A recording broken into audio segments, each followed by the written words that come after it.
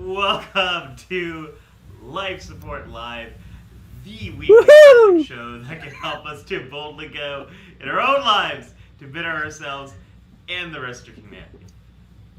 As a very famous Starfleet captain once said, and as another famous Starfleet captain once said, wherever our mission takes us, we will try to have a little fun along the way. Hello, everyone. I am clinical psychologist Dr. Mattu. And I'm Dr. Nemecek. One of us is a real doctor. And we'll leave that up to you to figure out who that might be. And I think both of us are also very relieved Saturday morning. Yes, because we're trying a new software. Oh, sure. That's what it is, Larry. That's what it is. That's it. That's all it is. I'm so giddy here. Oh my gosh, we're coming at you in a little bit more of a streamlined version. It's back-end stuff, not stuff that would be very exciting to anyone watching. But today's episode, we're talking about facing your pain, inspired by this week's episode of Star Trek Discovery, Season 3, Episode 4, Forget Me Not. Don't worry, folks, we won't be getting into big spoilers, but it is setting off our discussion for today. So, as always, we'd love to hear from you. What is your favorite episode involving a character facing their pain? Let us know in the comments below. And for folks that are new here, Larry, what is this? What is Life Support Live? Life Support Live is, we say, boldly going through uncertain times. And you know what? It doesn't matter who's in charge. The times are always going to be uncertain. We've still got a coronavirus out here. We've still got a lot of people hurting. We got a lot of people confused, out of sorts. A lot of things not quite in sync yet. So it's not that I'm trying to, capitalize on a situation. But I think what we do every week is still going to have a lot of resonance for folks, because we're basically taking all the geeky fun of Star Trek and looking at it through a mental health lens, or vice versa. That's why it's helpful to have one of us be a fake doctor and one of us be a real doctor. But anyway, we do have a lot of fun. Anybody in our regular community, and everybody's in the chat here, I'm getting chat two different ways thanks to our community here. Now, if you're new to Life Support Live, welcome. We have a great time here every Saturday. We have a wonderful room here. You'll meet a lot of new people if you're new to the group, and I'm ready to dive in. We've got a good currently. As long as we have new Trek, we are still taking inspiration from the new episode, as long as we have them. And that's where we came up with our theme this week. I saw some comments about your audio, Ollie. Maybe I'll... Yeah, I think this might be better for folks. Thank you, Christoph. You're definitely louder. Yeah. Thank you, Christoph. Thanks for mentioning that. I think that should be fixed now. Yes, Larry. We do all of those things here on Life Support Live. We're gonna have a little fun. We're gonna talk about facing your pain, and let's get into it. So let me open up. We often forget to open up the briefing room, Larry, but let's officially open up. The let's please. Let's please. Yes. This is where we're diving into. You didn't have it long enough. Yeah. It's okay. All good, Larry. It's all good. This is. Did you all see my my shirt I'm wearing? Oh, it's going in the wrong direction. This is. I thought I'd bring a little hysterical levity. I thought I'd bring a little levity to this morning. Why? Who's over there? Okay. I should. Yeah, no one is actually over here at all. It's the rest is the empty room. So maybe I should have switched sides. This is the very first Star Trek shirt I ever bought. It says "I'm with Illogical" if you can't see it. And I bought it at the Star Trek Experience. So I love this shirt. Kept it all these years. So anyways, but that's not what the briefing room is about.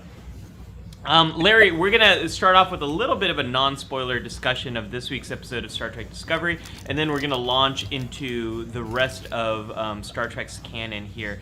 So, this week's episode, Larry, any non-spoiler reactions from you? No. Only spoiler reactions. I always wanted to say that. Oh, okay. No. It was. What's funny about this episode is, personally, I didn't get to watch it till last night. It was just things have just been piling up. What's been going on? What might have been keeping you occupied this week, Larry? Is there something's happening? Well, I have 2 live events to get ready for today and next week. What do you mean? I have lifestyle changes. I have lots of things happening. No, and then that other thing, that time stealer. But if you're watching this later, I'm talking about the election aftermath. But no, it was I saw a lot of people reacting well. It was great to see, spoiler alert, Trills, but that's been all the promos. I was smiling through most of this. It was funny to see. It was like a throwback show in one way to me that I don't know if anybody else has mentioned this, but it was like a good old-fashioned A story, B story, where everything was, we've got the people on the planet and we got the people on the ship. And the people on the ship wasn't like a comedy relief.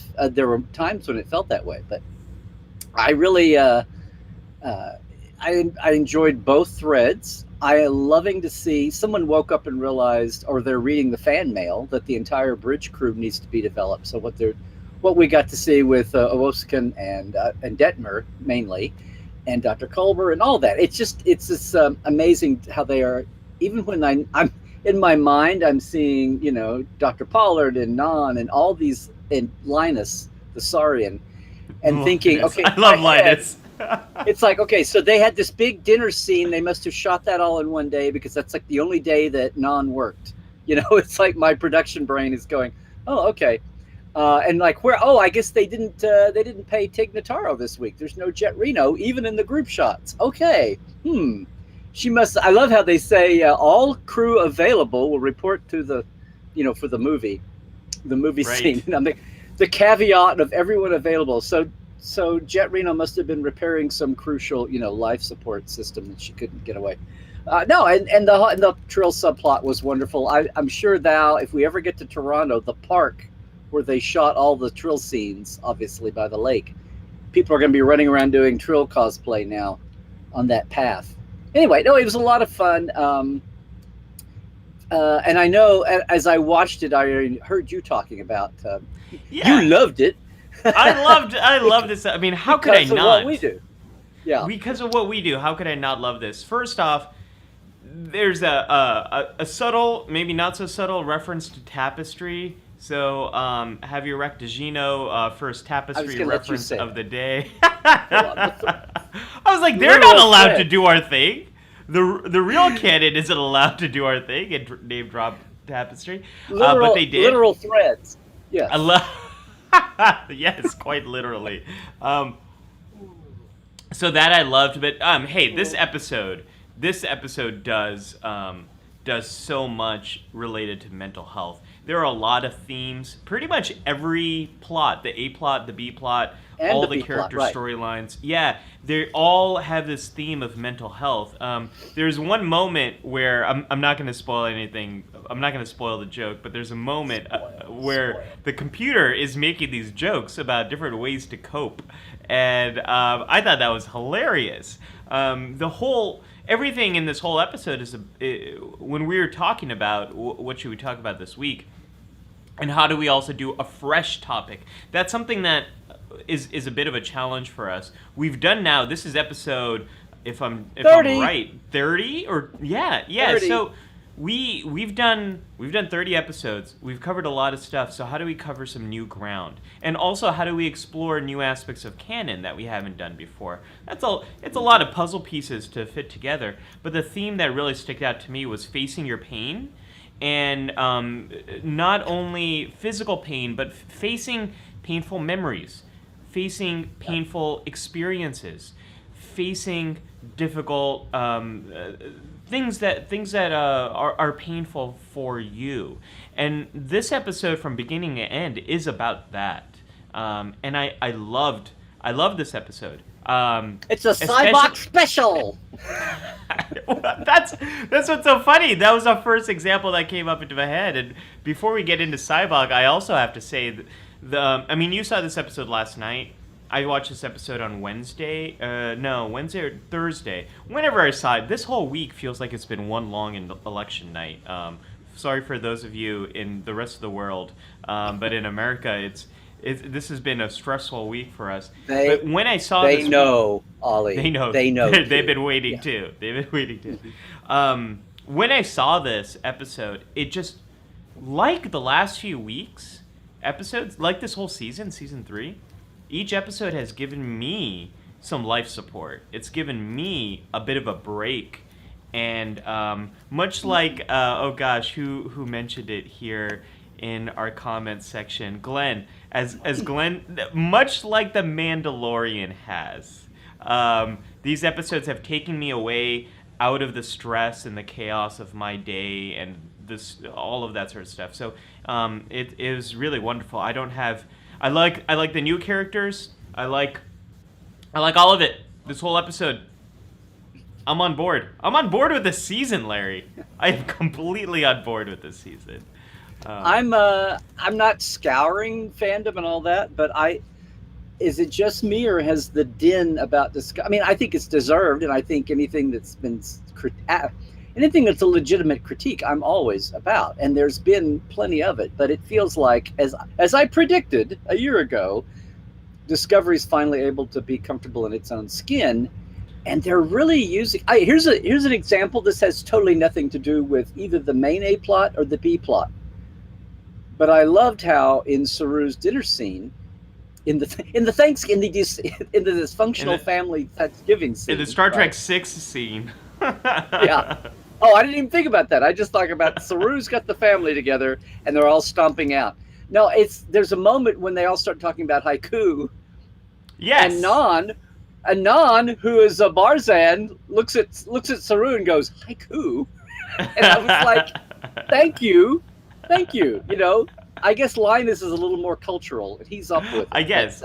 Maybe he spent a little bit more time on Earth. Well, Saurians have been around for 100 years in the Federation at least, going by motion picture. And, you know, who knows how long the Barzan had. But anyway, it was just a little moment. And I'm like, 2 years ago, they wouldn't have done that. Well, they wouldn't have had a dinner of all the bridge crew, Yeah, the pacing, too.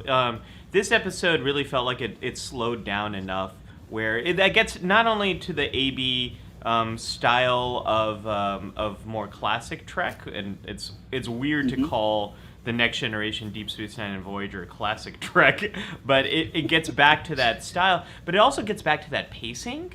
And one of the best examples of this, I think, Jared just mentioned this in our chat. Wilson Cruz was really amazing this week. Had a lot of wonderful moments, and his character, much like all these characters, they got a chance to breathe a little bit, and we got a chance to spend a little bit more time with them. So I'm really enjoying this, and Larry, I am so excited to talk about this topic because this topic is a little bit of a different angle than we have taken before.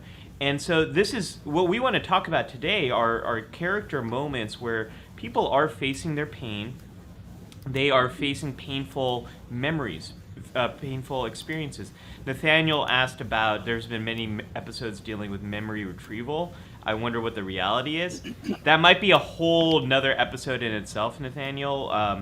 The idea of repressed memories hasn't really held up with science, but memories, to cross the streams a little bit, memories are a little wibbly wobbly.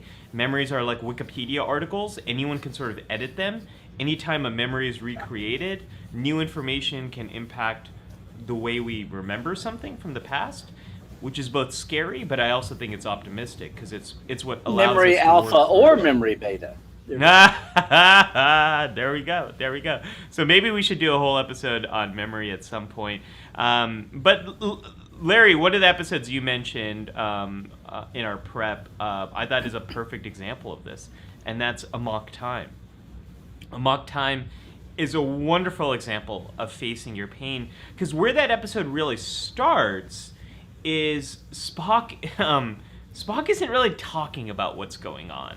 And Spock isn't really sharing that he is going through a mock time. He's living the metaphor. He's living the metaphor. Yeah. I mean, what does he have? He has like a fever. His whole nervous system is running on overload or something like that. I'm sure McCoy has some type of quippy comment like, "My God, man, it's like you're running overheated." I don't know. It's whatever his '60s version of his endocrine system is. Your green blood, man, it's boiling. There was a little bit of Shatner in there, but forgive me. Yeah, I'm anyway, yes. Larry's like, move on. I'm just drinking and going on. Yeah. But yeah, just leave the McCoy to me, damn it. Okay. Yeah.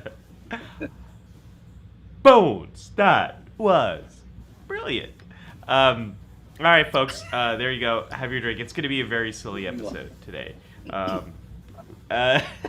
So what I like about that episode, Larry, is he has to quite literally face his pain. He has to experience a mock time. He has to go through the ritual. He has to share it with his friends, and so he can get their help, so he can go back to Vulcan, so he can go through the ritual. And if he doesn't do that, this pain is going to fester and build, and it's going to have a devastating impact on him. It's almost like the experience of going through a mock time is a reminder that, hey, Mr. Vulcan, you need to attend to this thing. This thing is going to happen every 7 years. You have to tend to it. Otherwise, there's going to be bad consequences. The pain is a bit of a wake-up call to him to address the thing that's actually going on, which is one of the ways in which pain works. Pain tells us something's wrong. You've been injured psychologically, physically. You need to deal with this thing. Run a level 10 diagnostic.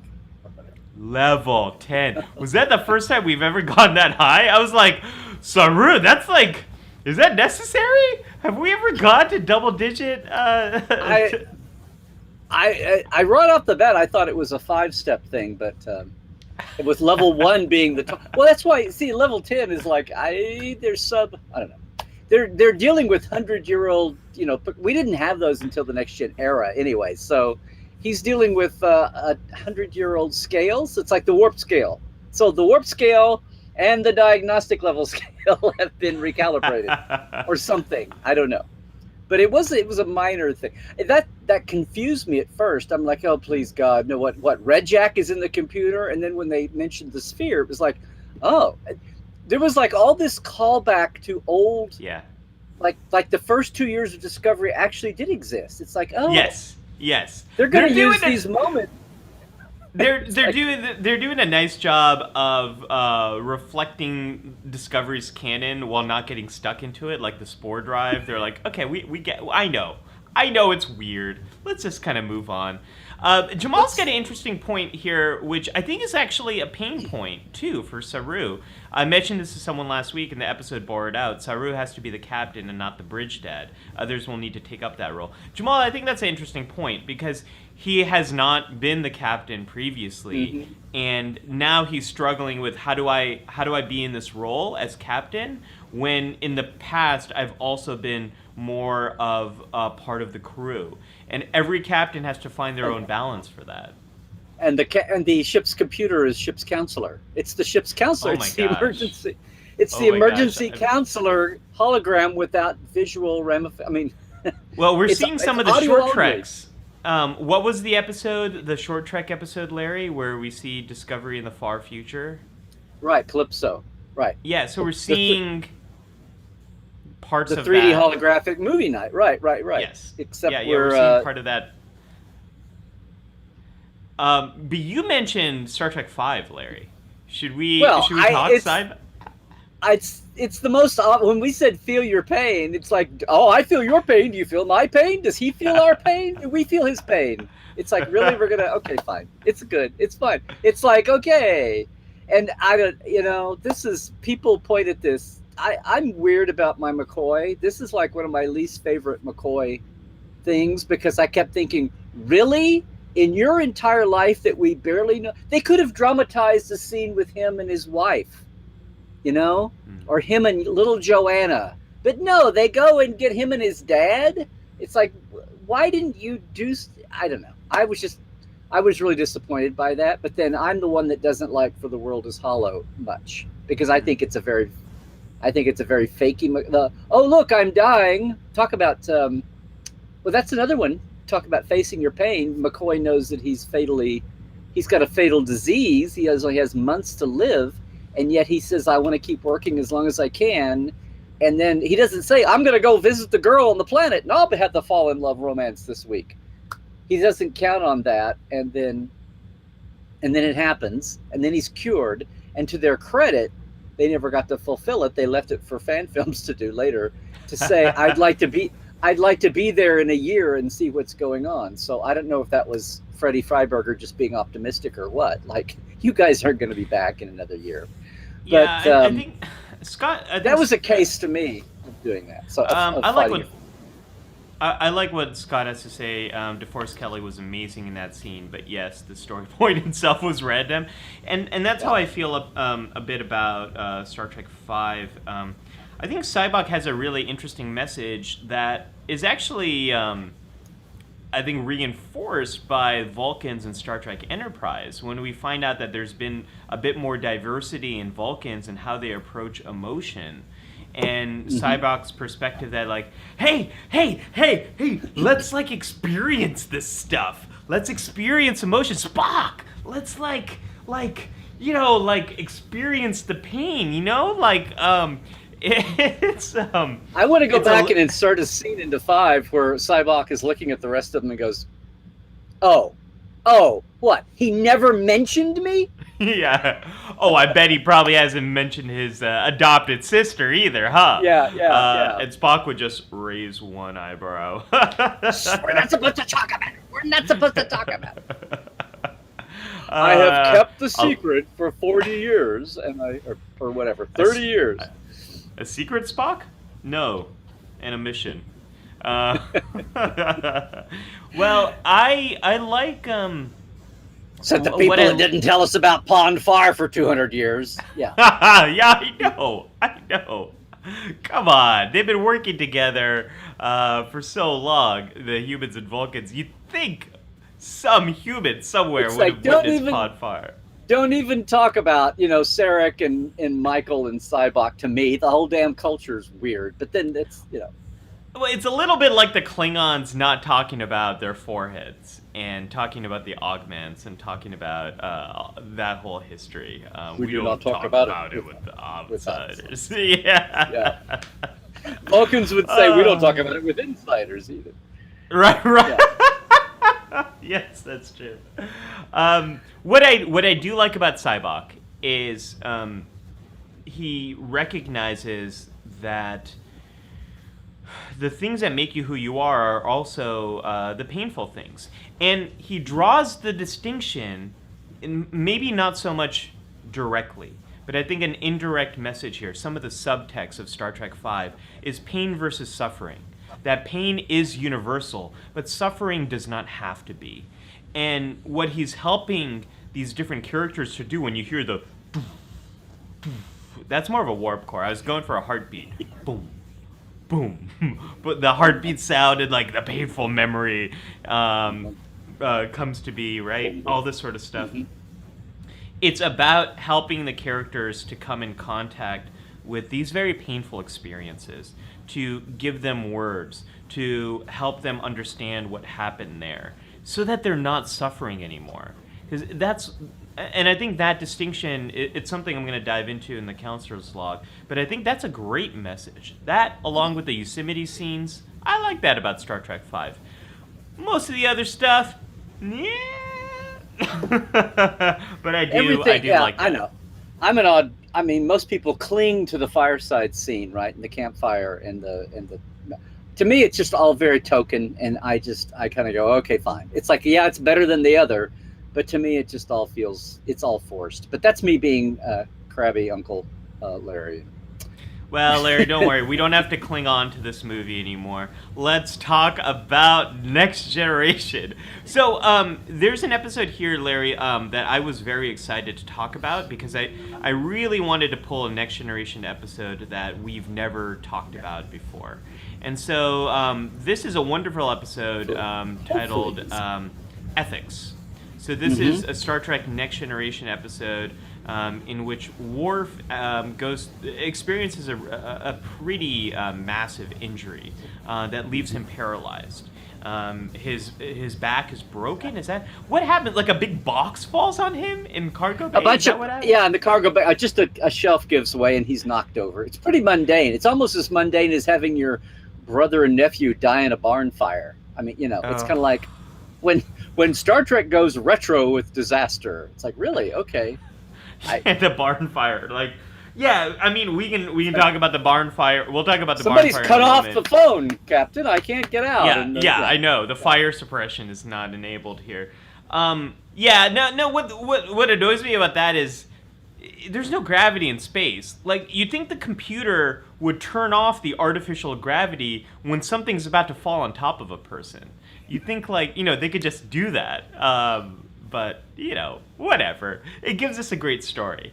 And I just thought of Samantha when you did that. Like, it'd be like a 60s reverse film episode of I Dream of Jeannie or Bewitched.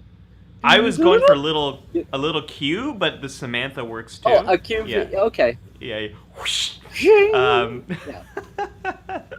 Oh my gosh.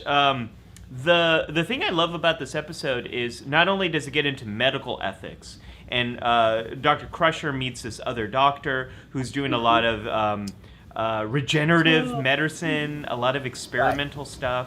She's experimenting on patients without their informed consent. So there's a great discussion there. That's the title of the episode. It's really about ethics. This episode's also about facing your pain.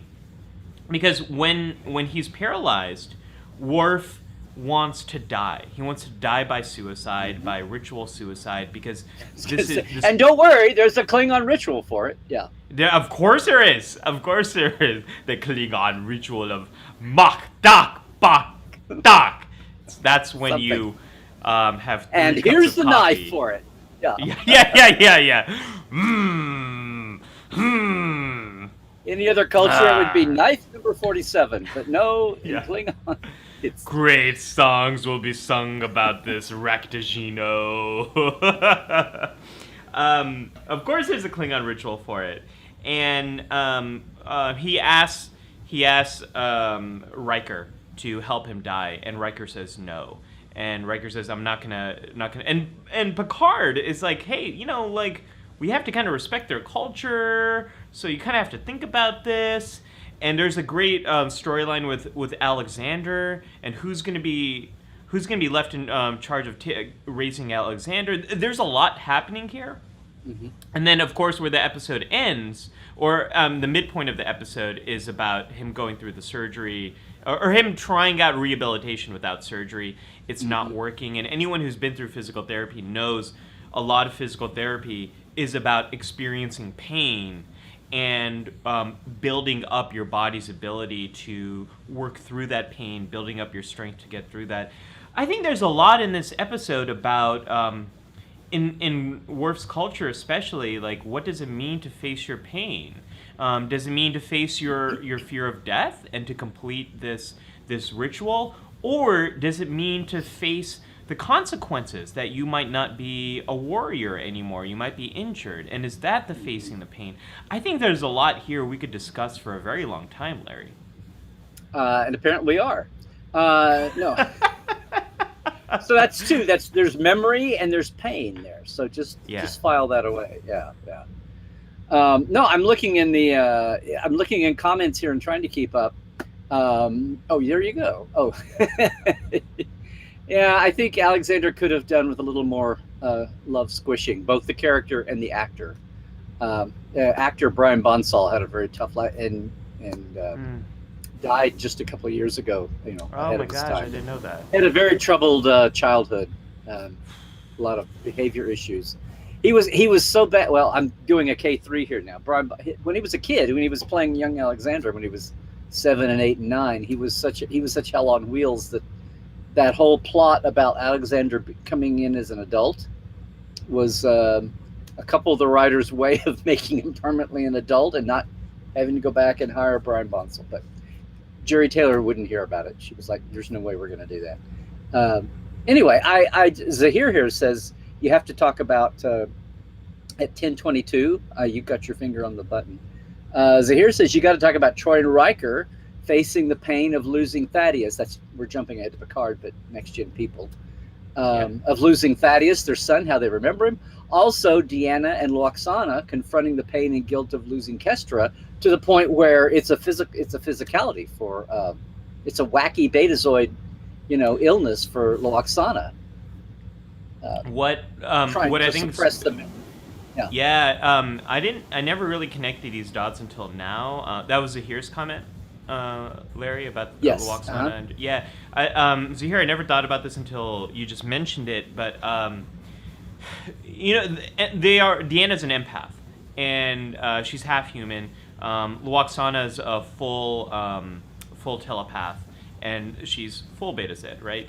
So it makes a lot of sense that people who are empathic, who are so empathetic, quite literally, they feel other people's feelings, that emotions might be so intense for them that they might have a strong physical reaction to them. It makes a lot of sense. And we know there's cultural difference in how people experience emotions. Some people experience sadness more as physical pain. We do know that in America, that's much more common among kids. When kids are really down, they feel it more physically. They're less likely to say, I'm sad. They might feel just bad in their body. So there's a lot of diversity in how people feel emotions, and someone who feels emotions much more intensely makes sense. They might have more of a total body reaction to that. I never thought about that until now, but that makes absolute sense. Oh. Well, and if you've got one of the two races we know with high empathy, or telepathy, Vulcans and Betazoids, both. I mean, Betazoids are a little more integrated. Vulcans is like outright suppression, and then the physiologies followed that after 1,000 years of evolution. That seems kind of short on the evolutionary scale, but maybe they were predisposed to begin with. But the hothead Vulcans are like, yeah. But the Betazoids too, when it's an extreme. And yeah, Deanna is a mixed blood, so it may be a little diluted there. But when you're the Hagen, Andrus Hagen, whatever, the Betazoid that went insane in Night Terrors, when Betazoid telepathy goes wrong, yeah. Well, that and what's his name? John Groner's character in the Next Gen episode, where he had the trouble integrating when he went through puberty as a Betazoid. Gone blank on the episode. I know. I'm blanking out the name, but I know the episode you're talking about. It's the first space baby, isn't it? Yeah. Okay. Yeah. The first space baby. With DS9, or actually, before we jump into DS9, let's talk about generations for a moment. This is, I think I mentioned this on the show previously, but I've recently had a change of heart on aspects of Star Trek Generations. For a long time, it was not my favorite Star Trek film, but there's a couple of things, a couple themes in it that my friend Dr. Drea Ledimenti, friend of the show, from our very first panel together, she was watching it for the first time and texted me and said, "This show is about facing your pain, and about painful moments and emotions that you think are too much to bear, and wanting to go to this place of the Nexus to escape all that, where you have no pain, where you're free, where you're just living in joy." But the characters realize that it's vapid. It's not living. That you can't live unless you also experience the painful parts of life. And she was telling me all this, and I'm like, you got all that from Generations? Because in my head, Generations was the movie I saw, and I was so excited to see Picard and Kirk come together, but I was disappointed with how it played out. But if you look at those, if you put that stuff aside for a moment and you revisit it, Larry, there's a lot of grief in Star Trek Generations. Picard learning about the death of his brother and nephew in a barn. Fire suppression was not working again. And him holding on to that. You see it as he bursts out of the of the holodeck in his regalia, and where he sort of yells at Riker, and Riker's like.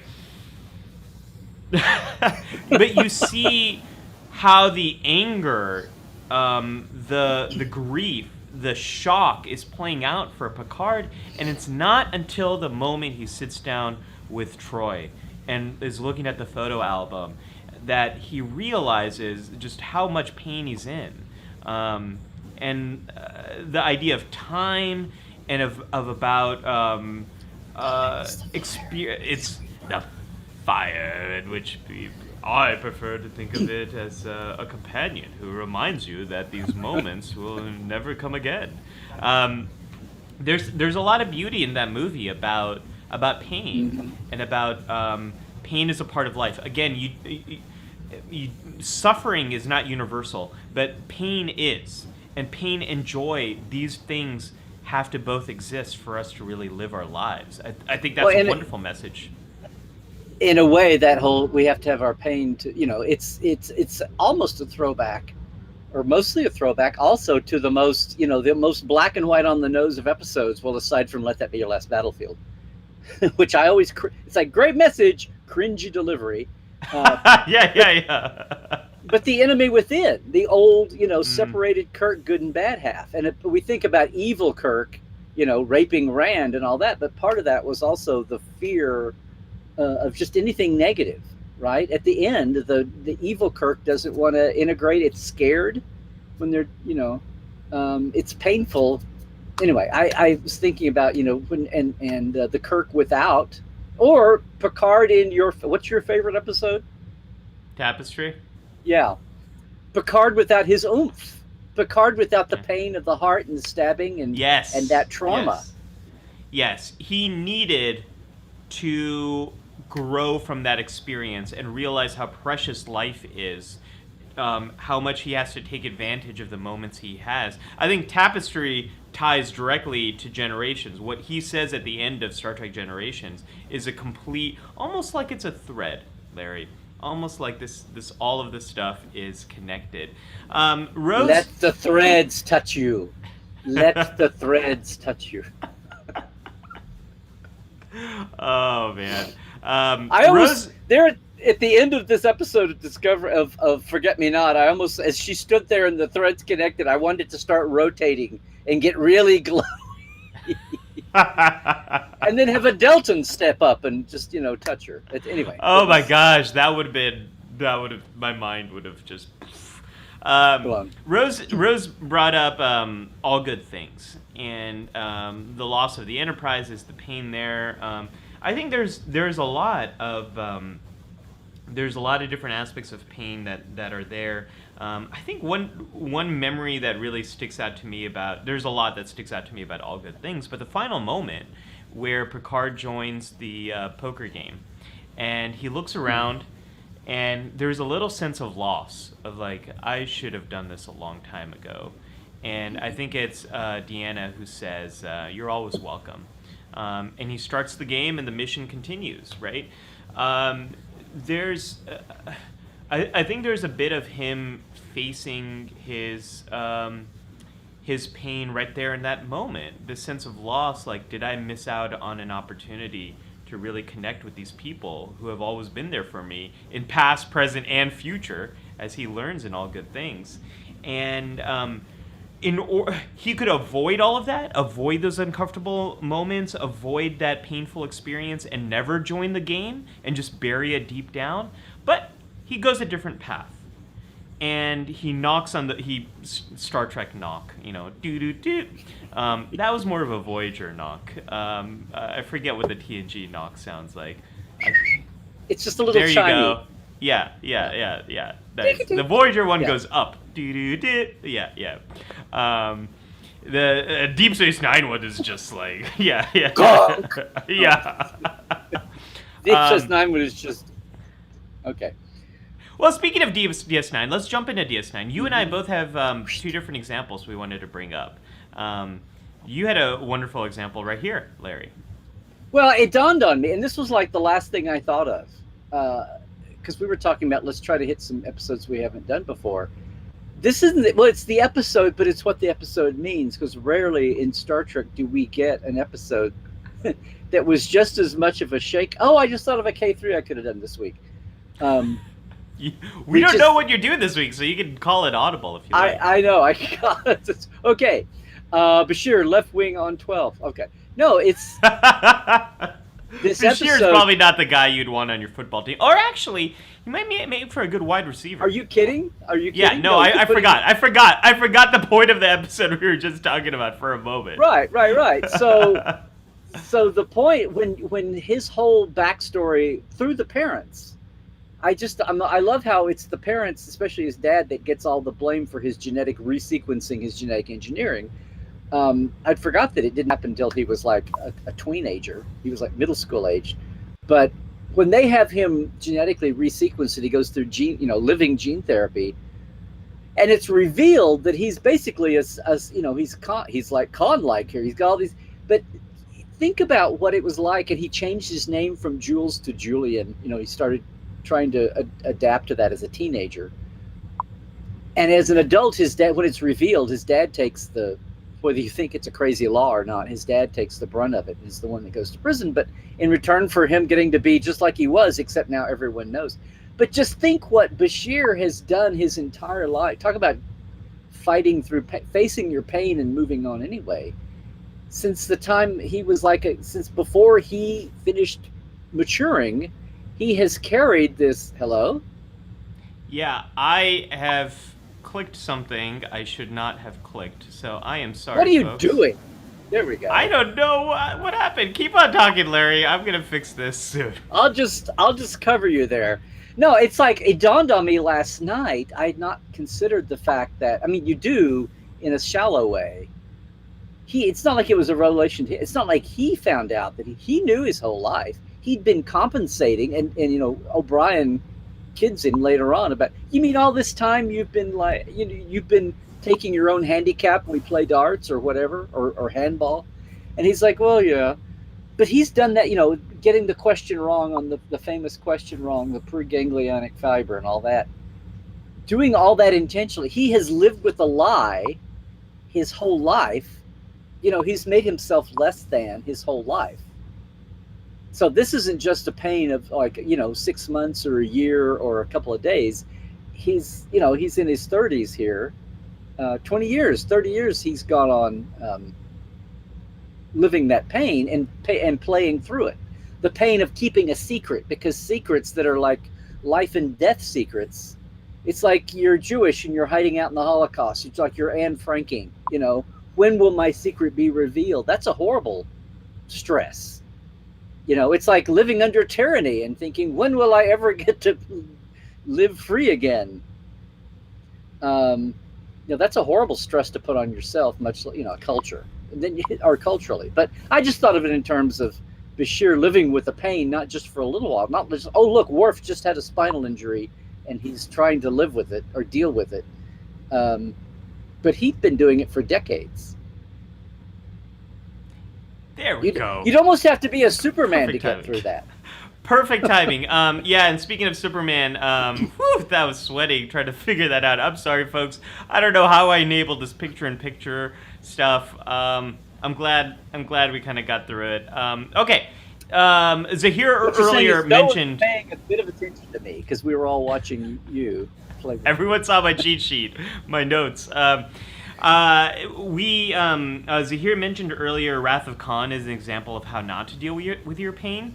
And what I think is great about that comment, Zahir, is you're completely right. Khan never really deals with what's the root cause of his pain, that he's been wronged and he was left buried alive. He was left on Ceti Alpha 6? Five! Five, right. This And no is one. City Alpha 5! That's good. That's good. I've had a couple of years to work on it. No one. I mean, he was wronged. He was neglected. He was left behind. And yeah, he's got, he's genetically enhanced, and so all of his feelings are enhanced, and there's that whole eugenics problem. But you kind of wonder what would have happened if someone actually checked in on Khan every now and then. So Michael says Khan needed to meet Cybok. That should have been Star Trek 6. Cybok travels back in time to help Khan feel his pain. Gosh, that would have been... What an episode. What a movie that would have been. I feel your pain. Yeah, release your pain. Release your pain. No. I prefer to go on. I have been hurt before, and I prefer to go on hurting myself.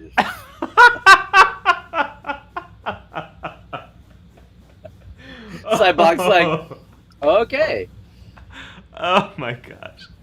Oh my gosh. You 1990s guys. You're just crazy. You're just throwbacks. Oh my gosh. Oh my gosh. I am crying here. Okay, well, let me talk about another DS9 episode real quick. I want to talk about The Visitor. And not only is this one of DS9's best, it's one of Star Trek's best. This episode always moves me to tears. Oh my gosh. These comments, Charlotte says, I'm now picturing Khan on the couch in a counseling session with Cybok. Someone needs to make that fan art. I think that would okay. You're welcome, world. You're welcome, Get it straight. everybody. Visitor. The Visitor. I want to talk about The Visitor. This is an episode where Jake witnesses his dad disappear into what seems like oblivion. He takes some responsibility for this. And he's living with that massive grief and that massive pain and spends a few years trying to go about his own career. He writes those books that started with that alien inspiration lady, the muse. The alien inspiration. We call this the AIL. Yes. The AIL. But Jake sort of gives up his writing career. Larry, I forget if this happens before or after that first visit from Ben Sisko. It might happen. The first visit is third season with the two-parter about martial law. Oh, Ben Sisko. Ben Sisko. I was thinking of Dad there for a second. Yeah, Joseph. Anyway, I've totally lost track of what you're saying. Yeah, well, I've got a point. I might get to it at some point. Okay. The part that I think is so great about this story. There's a lot of things that are so great and beautiful about the story. Not to mention the scene where Ben appears and his son is now older than him and he's sleeping, and he just sort of sits there and looks at his son sleeping. Even though his time is so limited, it's just a beautiful moment. I'll get emotional just thinking about it. But Jake gives it all away. He gives up his writing career. And we learn that when the visitor comes to see him and talk to him about, why didn't you write more? And he talks about how he gave all that away in order to try to bring his dad back. And so Jake could only get to that point if he found a way to face his pain, if he found a way to work through his guilt, if he found a way to deal with his loss. And what I love about that message is sometimes that takes years. It's not something that's solved in 45-minute episode. Now this is solved in a 45-minute episode, but it's not solved in 45 minutes. It's solved over the course of decades. And sometimes facing our pain is a long journey. It's a long process, and we see Jake go through that. And I love that. It's a very different way of facing your pain than we see in the rest of the stories we've talked about. It's a process that occurs over years, and sometimes that's how long it takes. For complex grief, Larry, where people might feel a big sense of shock or guilt or responsibility, or just a wide variety of complex feelings over the loss of a loved one, it can take up to 5 years before someone is even able to talk about that experience. 5 years before they're able to really start talking about it. So sometimes pain, it takes a long time to work through, and that's what we see with the visitor.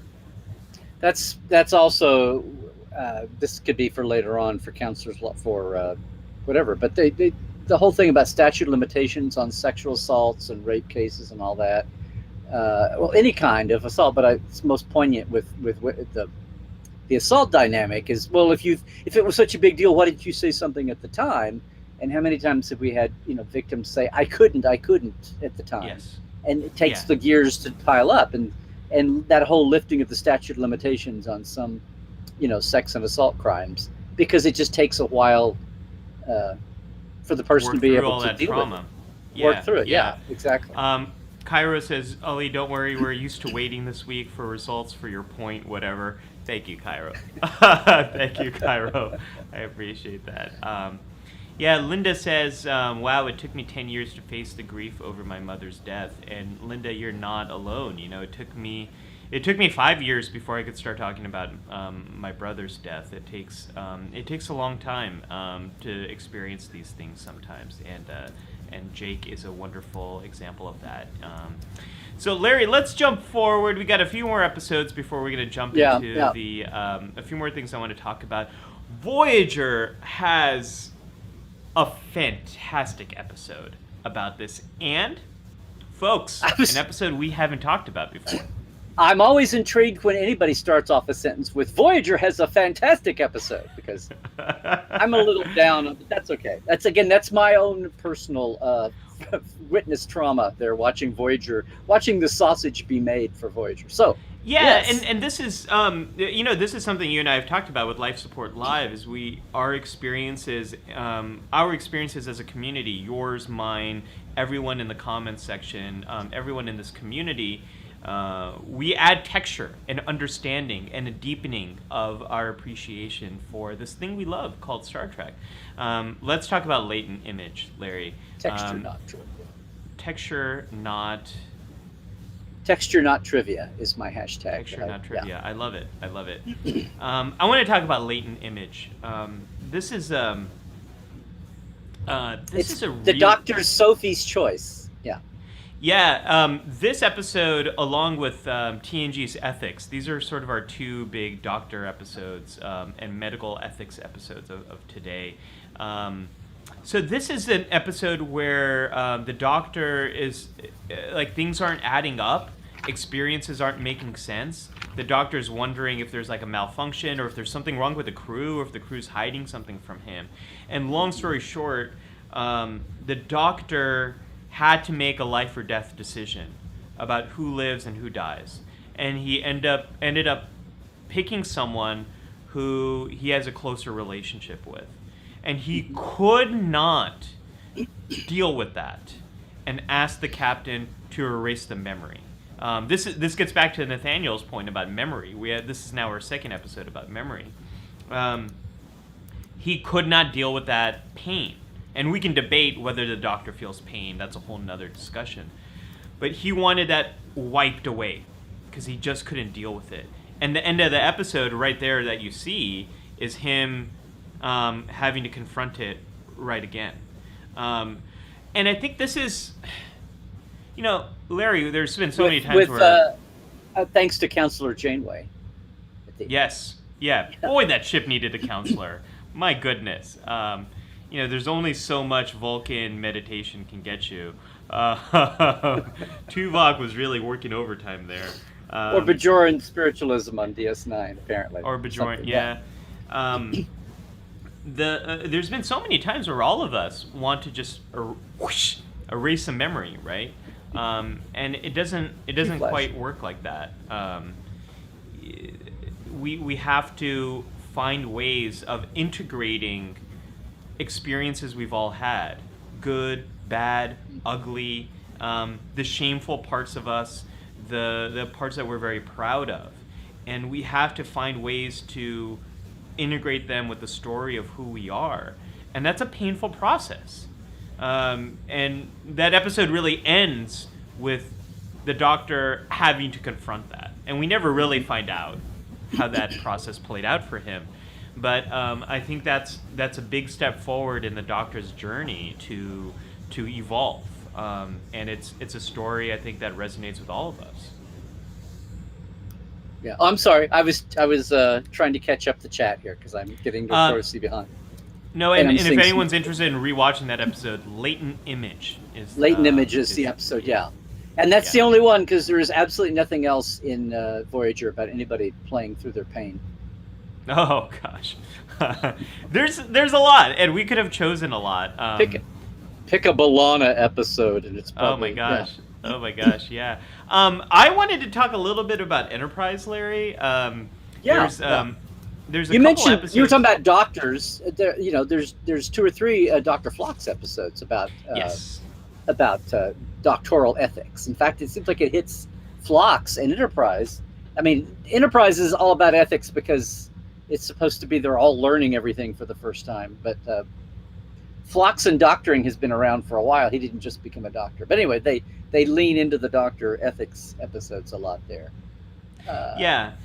Mm-hmm. And the episode that forgets. Yeah, just Spock makes Kirk forget a painful memory. Yeah, it's Requiem for Methuselah. Michael asks, Neelix not your counselor of choice? I think I would take Tuvix over Neelix there. I think Tuvix would be the best counselor because he's got all the hospitality of Netflix of Neelix, not Netflix. Who's next in your Neelix queue? Yes. Yeah.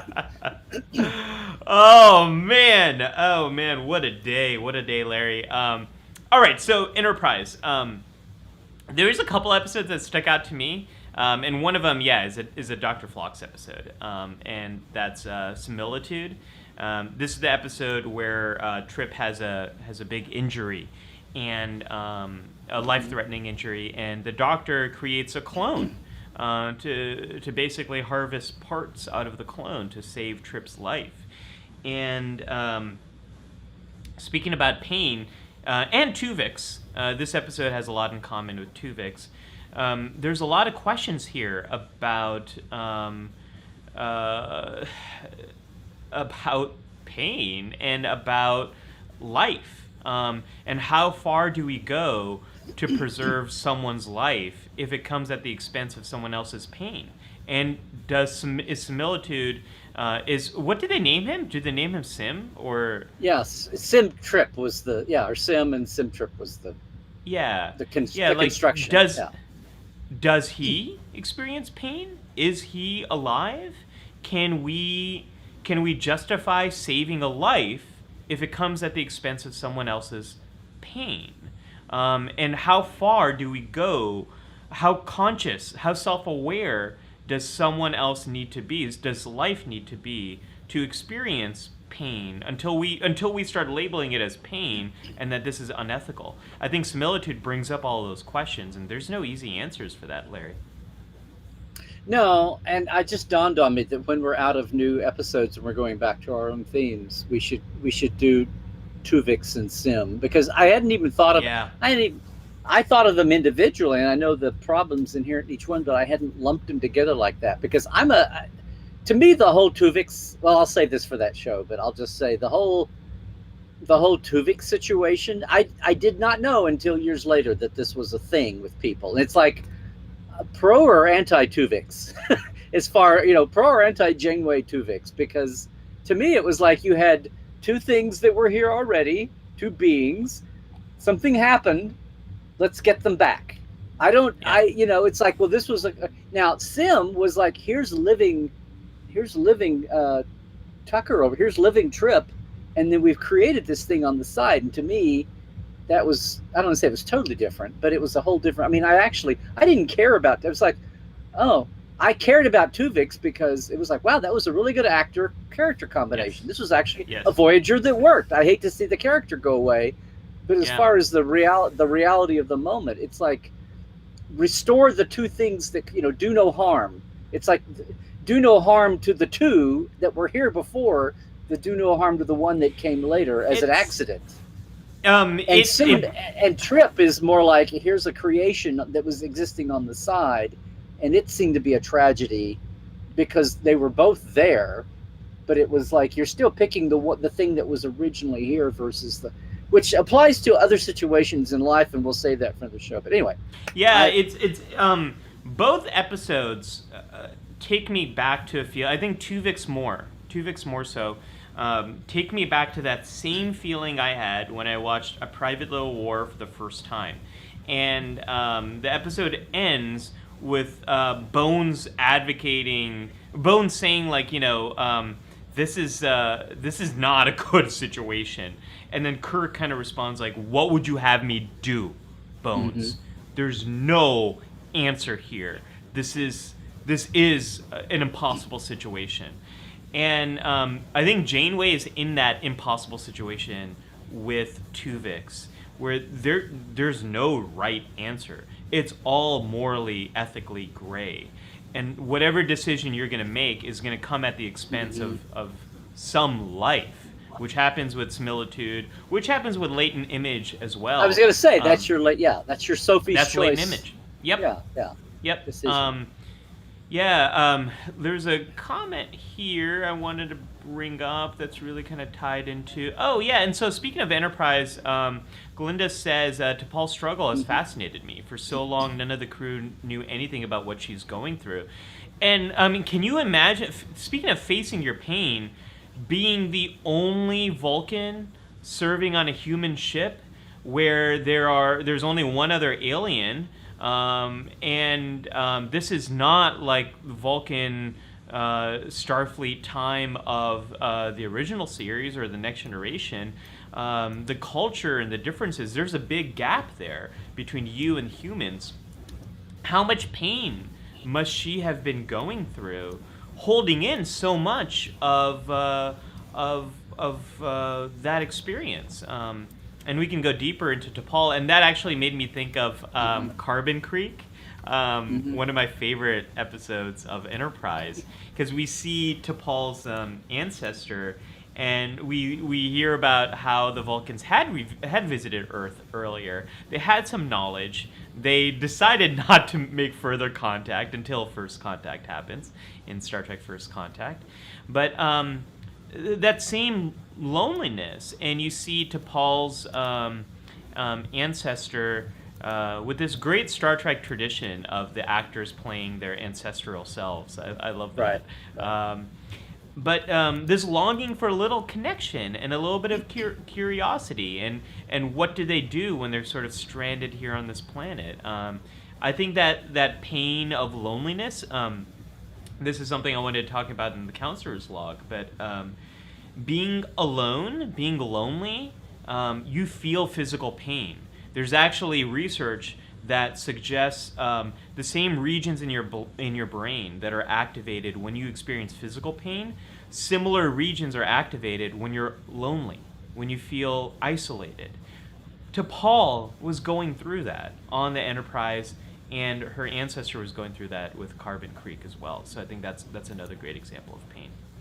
Yeah, and this is me scouring our chat from way back, but it's while we're in Voyager.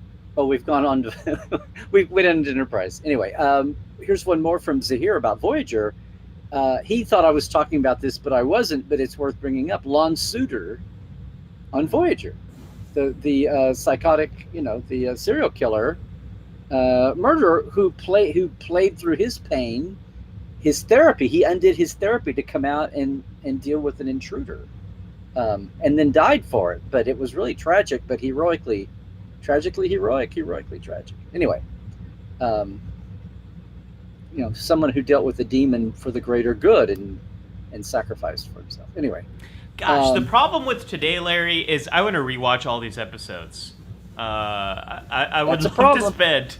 I would love to spend the rest of the day not being a dad or being a husband or a friend and just being a Trekkie. Like I would love to just just hang out in Trekland Or an all American day and kinda citizen. watch. Yeah. Or yeah, let's put all that stuff aside, and I just wanna Yeah. I wanna move forward for the 24th century, 23rd century.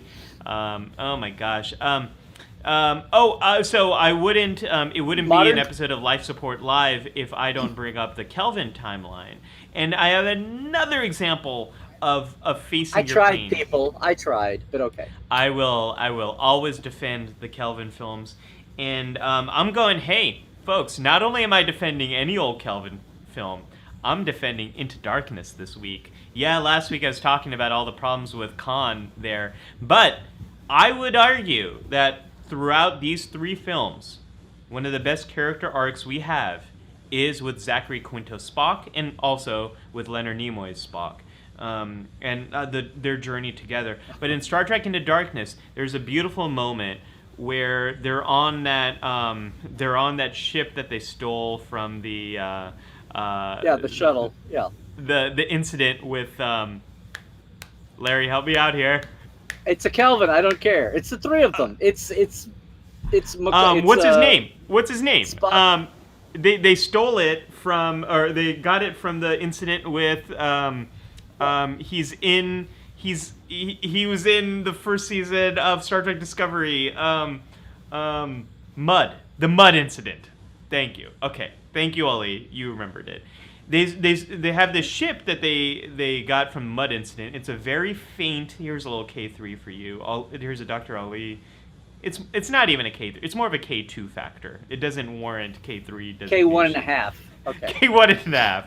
If you listen closely, they say we got this from the incident with Mud. Anyways, Uhura, Spock, and Kirk are in this shuttle. Yeah, they're going to encounter the Klingons, right? And Uhura and Spock are sort of fighting, and Kirk's like, "Can we focus on the mission, folks?" And Uhura says, like, "You don't even care." And Spock, it's a beautiful little monologue he goes into, but he talks about how painful it was for him to witness the loss of his planet, the death of his mother, to become an endangered species. And it's not that he doesn't care. The problem is he cares too much. He's feeling too much, and he does not wish to feel anymore. He does not want these emotions. Yeah. This is a wonderful moment. I spent time last night finding that. So don't you? No, this is a really great. It's Zachary Quinto does just such a fantastic job in this moment, and he's speaking to a lot of grief, of trauma, of being a refugee, and of being bispecies, Vulcan and human. He did not go through Kolinar. This is a different Spock than what we see in... Well, that Spock also didn't go through Kolinar, right? He doesn't go through Kolinar in the motion picture, Leonard Nimoy, Spock Prime. Well, he doesn't complete it. He goes all up to the moment of... Yeah. Yeah. So... don't take that away from him. He spent months up there. Yeah. Years, baby. Michael says, get new Spock some Kolinar already. I think that moment really shows how much Spock is in pain, and how much he does not wish to experience that pain, which is a lot of what people can experience when they go through trauma, and when they are, as Spock is now, a refugee as well. So I really love that. We've almost gone through the whole canon. Larry, should we just quickly Picard and Lower Decks? We've got a couple examples for that. Well, there's nobody fighting through pain in Picard, so we can skip that one.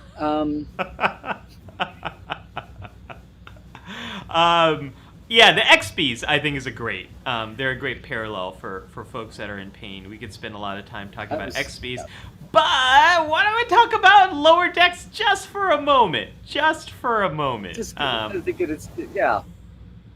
This is probably my favorite episode of Lower Decks. I'll see, feel your pain and raise you to I'll fight your pain, your Yeah. own pain, So my own pain. we see Mariner literally fighting herself in a holodeck simulation of herself, and it's kind of mirroring something that happens in a type of therapy called Gestalt therapy, where there's this empty chair technique where you can sit and talk to someone who isn't there, who has passed away, or to yourself, and you can have a conversation with someone who isn't here. And Mariner's doing that. She's having a conversation with herself, and in doing so, she's having to encounter different aspects of who she is, and some painful reflections back of who she is. It's a wonderful scene in a wonderful episode that really is capping off Mariner's journey in this first season of Star Trek. A wonderful season. I was expecting for the rule of three. Oh, and a wonderful season. Yeah, and a wonderful season. Yeah, absolutely. I really love that moment of Mariner having her own pain sort of reflected back at her. Yeah. Anyway, so that's got us through. We've done a good roundup, and we were talking Discovery already. So, yeah, Larry, no pain on that show. You've been keeping track of these of our comments. Any examples that folks have brought up? A lot of different examples. Anything we want to highlight before we jump into the counselor's log? Well, so Jamal was countering me on McCoy and his dad. He said the scene with McCoy was more poignant because he is a doctor having to let death win, and a child having let go of a parent and finding out that the cure was close by. Okay, fine, triple threat. I'm just saying that it was a perfect time to let us see some of McCoy's backstory with his wife, and we didn't get it, and that's what always pissed me off. So anyway, yes, it was a wonderful moment it's probably Dee's best acting, I hate to put that in quotes, besides the cot scene with Edith. That's all right, Madeira, because I don't believe in you either. I love that scene, but anyway. Cairo Linda, this just cracked me up. I'm always confused that The Visitor is not about Nana. Cairo, you. It's that wacky Austrian sense of humor. That's what it is. I love it. I'm digging further back. I'm looking at people, not so much. You had a comment from Galinda, I think, that you wanted to mention. I started to say Linda said. Oh, Linda. That she was. They were talking back and forth here. But she said, we were talking about pain and people hiding their pain and dealing with it and all that. And Linda said she'd become an expert at hiding pain. I'm going to say, I know that she's shared it here, that Linda's a nurse dealing with COVID all year long. And it's been a year when a lot of people, for various reasons, medically, financially, politically, all three, family-wise, educationally, a lot of people have been dealing with their pain this year and want to release from it. And Charlotte, oh, yeah. kind of in response to that, said, we were talking about releasing pain, and Charlotte said she's just been feeling her feelings all over the place. That's how much pressure the pandemic has put me under. Yeah, I've gone from someone who held my cards close to my vest to someone who just throws my cards at people. Yeah, and I would say that that's a common experience. We're dealing with high levels of anxiety. We don't have access to the things that usually help us to feel better. And we have a lot of stress, a lot of real-world stress, real-world challenges. We don't function that well when we are dealing with that many decisions about that many stressful topics. So a lot of us are irritable. We're not sleeping well. We're on edge. I think that's a pretty common experience. Mm-hmm. Larry, I need to acknowledge that Galinda, as well as Charlotte, were bringing up O'Brien. Yes. We could do a whole show on how much pain O'Brien goes through. And we've talked a lot about O'Brien, which is why we weren't really bringing up O'Brien today. And it was a little bit of a painful experience for me when whatever button I clicked on, was creating that infinity effect. But I love that Scott and Michael both said it's a wormhole. You're bringing a little bit of joy into my day here. And Glenn said, I like the infinity mirror effect. I'm glad you guys got a kick out of it, because I was freaking out inside. I was going to say, a little butterfly effect there. Hey, I just want to do a real quick shout out too here. I just see Buck Field is in our community, in our chat here today. He's an old colleague from my enterprise and space experiences. So I just want to say shout out to him. Yeah, everybody's been great today. These last 2 or 3, this whole thing about we wait on the current episode of the current show and then get a theme from that. So rather than sitting down and coming up with these etched brass plate topics, we're kind of doing things on the fly. And they keep coming up with things that there could be oh gosh, people in pain working through it and facing it.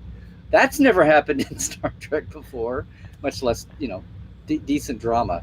But anyway, everybody coming up with all of this. It's just been I love our chat has been amazing. The past few episodes have been especially awesome. Linda mentions duet. This is a favorite of ours to bring up because the episode is so rich with so much. But duet is it's painful to watch, to see everything play out here. Wonderful episode of Deep Space Nine. Linda, that's a great example here. Yeah, that was the first episode that I went, wow, DS9's going to make it. yeah. It was all in the back of Nana and of Harris Yulin. It was like the whole episode was on them, and they carried it incredibly. And it was like, and that's the one where I went, oh my God, Nana Visitor. Oh yeah. Deserves. Yeah. No, wonderful episode. Yeah. Yeah, I think that kind of brings us. I think we're kind of caught up here. Larry, can we venture into the counselor's log? Okay, let's do it. Oh yeah. Yeah, let's do it. So this is the part of the show where I do a little bit of deeper dive into some of the psychology that we have been talking about in this week's episode. And the thing I want to talk about here a little bit, Larry, is this idea of experiential avoidance. Some folks say that experiential avoidance might be the problem across all of mental health. And what experiential avoidance means is when when we're experiencing things inside of us, in our bodies, when we're experiencing thoughts, or when we're in situations that create some distress, immediately trying to avoid them, immediately trying to shut them down, immediately trying to get out of them, that is the common experience across anxiety, across depression, across eating disorders, across psychosis. That is the biggest problem and the biggest hurdle. And what most mental health professionals are trying to do is help people to understand those experiences that are very difficult, that are painful, that are scary, that are confusing, and learn the things that they need to be able to experience them, to cope with them, to ride them out, or to reduce them. And there's a lot of reasons why that might be. Sometimes people might not have learned the skills they need to deal with different experiences. Maybe they were brought up in a culture that might have made them more sensitive to difficult experiences. Maybe they were born with the volume turned up on one of these emotions, or maybe they've just gone through really difficult experiences. But experiential avoidance, avoiding sensations inside of you, thoughts or situations, might be one of the biggest challenges that all of us have. And so there's a lot of evidence to support that. So for example, thought suppression, trying to get a thought out of your head, it usually only makes that thought stronger. This is the don't think of a pink elephant and you just end up thinking of a pink elephant whole scenario. Thought suppression doesn't work. Avoiding emotions tends to make them stronger as well. And we're talking about pain. There's a really cool theory of pain. It's called the gate control theory of pain, which basically means when pain is activated, there's these neural pathways that are activated that are bringing your attention to it. Sometimes if you bring more attention to it, it might increase the sense of pain. Sometimes if you do different things, it might decrease your experience of pain. But to understand all of that, you have to tend to the pain. You have to know what makes me more vulnerable to the pain, what makes me less vulnerable. And one of the biggest challenges we have in treating chronic pain conditions is when people might just do things to completely block out the whole sense of pain altogether. Then they kind of get stuck and they might not be going anywhere. I already talked before about how we have to tend to our pain, we have to listen to what it's telling us. But the other comment, and I kind of talked about the difference between pain and suffering, but one more thing I want to add in here is rethinking how we understand pain. Larry, you probably heard of no pain, no gain, and the idea of like going through exercise, and like when you experience pain in your muscles, it's your muscles getting stronger. That's one of the things that I hope we can all think about with some of these difficult emotions, is they're not necessarily bad, but they're giving us really important information. When we have an injury, we need to tend to the injury. We experience pain there. When we're working out, our body is becoming stronger, and the pain is literally growing pains. It is your muscles getting stronger. And when we go through difficult emotions, our emotions are telling us something there. There's important information being communicated. So when it comes to facing your pain, that is how we all grow. That is how we all learn. And we can't really respond to what's happening until we are able to face it. So I'm going to talk a little bit more about how to do that in a moment. But I just said a lot of stuff, Larry. First. I was going to say, I almost jumped in with a quip, but I hated to stop you when you're on a roll. So please give me the quip. Give me the quip, and then we'll fire into the. No. When you what was that? What was that concept called? Pain Facing and your gate? pain. No, the pain gate theory. Yeah. Yeah. Okay. It's the gate control theory of pain. It's basically how you attend to pain makes a very big difference in how you experience it. So think about these gates. When the gates open, all the pain kind of comes through. When the gates close, the pain is blocked.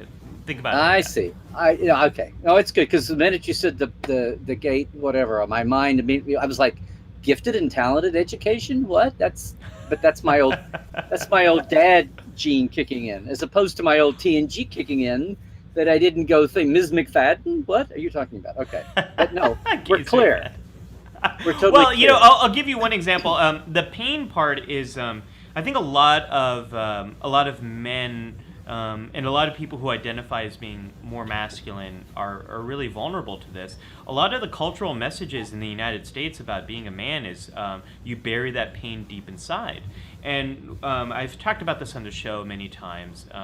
Over this pandemic, my back pain has really increased. And what a lot of men are taught in America is bury that pain deep inside. So if I don't tend to that pain, I'm not really trying to understand, wait, what is bringing this up? How can I make changes? How can I get some lumbar support, this $20 lumbar support, to help me experience less of that? And how do I understand that when I experience that pain, I can use this back roller to sort of work out some of the muscles that I'm experiencing more pain with.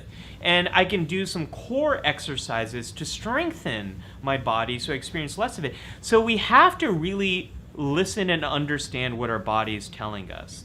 And the only way to do that is by facing your pain. But if you use those kind of inducements to deal with your pain and not just be carrying it around every day like that, untreated, you're a lot less likely to hit your wife and kids. I don't understand why. Yeah, it's almost like it can be therapeutic here. Rose asked a question. I found out that pain can't be measured. Yeah, Rose, pain is very subjective. The reason why healthcare professionals ask you, 1 to 10, how much is your pain? It's a subjective experience. My pain is, everyone experiences pain differently. Throwing pills at something doesn't work, so why is that? Well, you're not really addressing what might really be the cause at it. Sometimes medicating your pain, if it's a temporary problem, that might be a good thing. But if over the long term you're medicating your pain without really addressing the underlying causes of it, then that pain might just perpetuate. So if you go through a surgery and your body is massively trying to repair itself and heal from the surgery, your pain's going to be escalated, and maybe you do need some extra medication to support that. Or if you had a small injury and your body's going to be able to repair itself, but you're experiencing a lot of pain, then maybe some medication is just exactly what you need. And some people might experience chronic migraines, and there's specific medication that can help with that.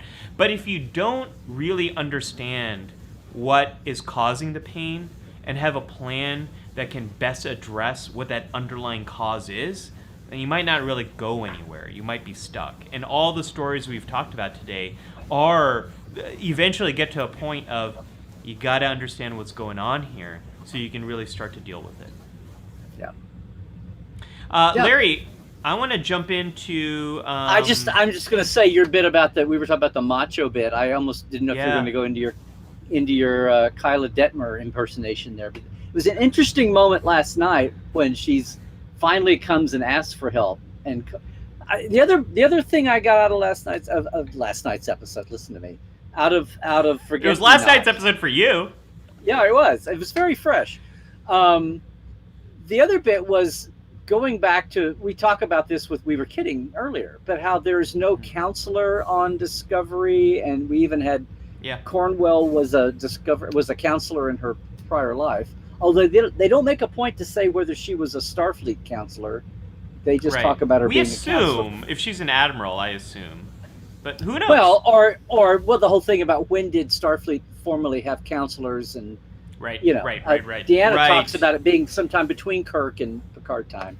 Right. But my point is, there isn't a counselor there, and watching Hugh last night, watching Culber, we have to say Culber, because if we say Hugh, then suddenly you're thinking it's Jonathan Del Arco.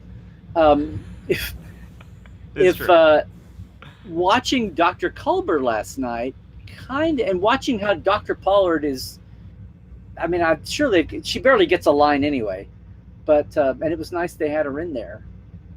But it's Culber who's taking on the role. It's almost like what I'm getting to here is the McCoy honored tradition of we had a chief psychologist mentioned. Helena Noel was a psychologist on staff on the Enterprise crew, but McCoy usually, and it was usually Kirk and Spock, but even a couple of times with other patients in sickbay, it would be McCoy kind of doing here, let me go get my psychology book and be the token little psychologist for our little frontier town here that can't afford to have a full-time one. It's kind of like Tom Paris. Tom Paris is the medic on Voyager, so McCoy's going to be the. But it was interesting to see Culber kind of fulfilling that niche. It's kind of like, okay, I'm the physician surgeon who is cross-trained in psychology, almost.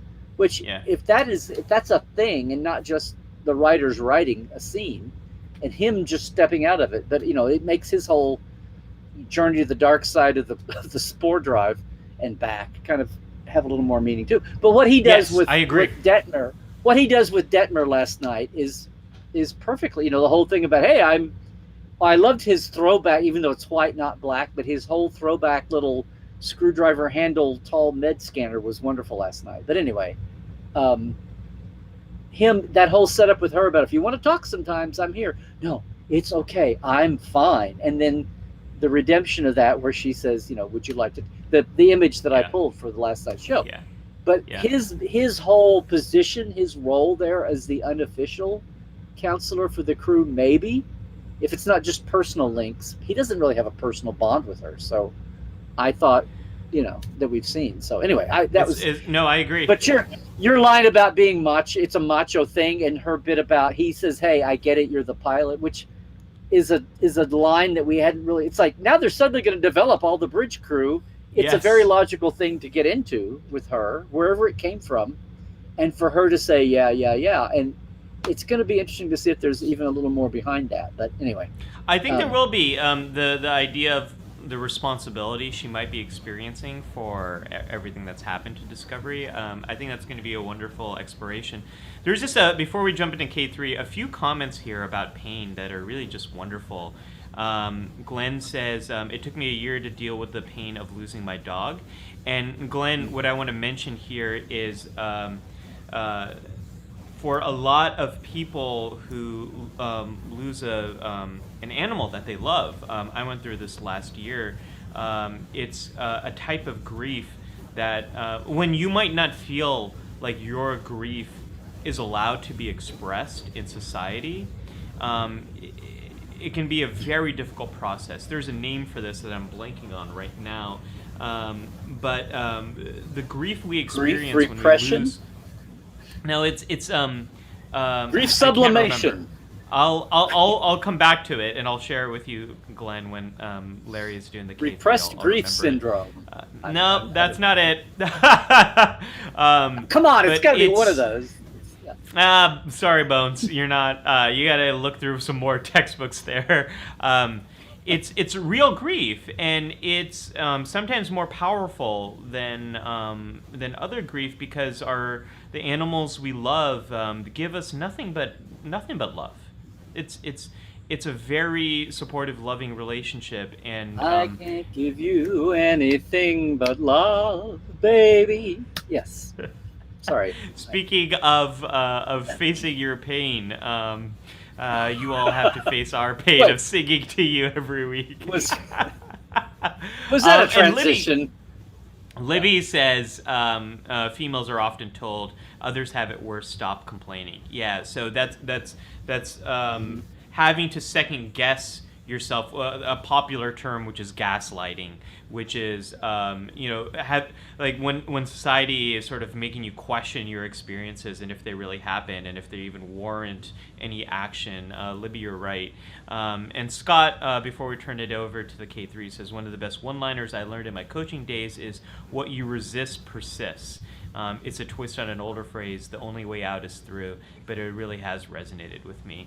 I think that's a wonderful way to wrap up the counselor's log, and let's jump into a K3, Larry. I have no idea where you're going today with the K3, as often is the case.